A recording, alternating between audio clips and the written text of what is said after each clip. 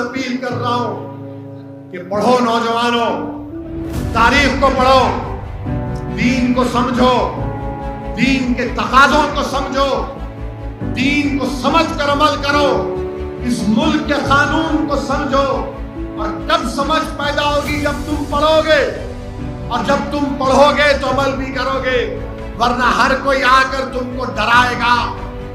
अब ये डर का रास्ता आपको छोड़ना पड़ेगा, ये डर के रास्ते को छोड़ना पड़ेगा। ये बार बार आकर कहेंगे असदुद्दीन ओवैसी आया है तो वोट कट जाएंगे। अरे याद रखो, मैं कोई ठेका लेके नहीं बैठा हूं किसी को जिताने या हराने का। इंशाअल्लाह ताला हम लड़ेंगे। उनके बाबा साहेब अम्बेडकर का संविधान आपको और हमको इस बात की इजाजत देता है कि हम लड़े।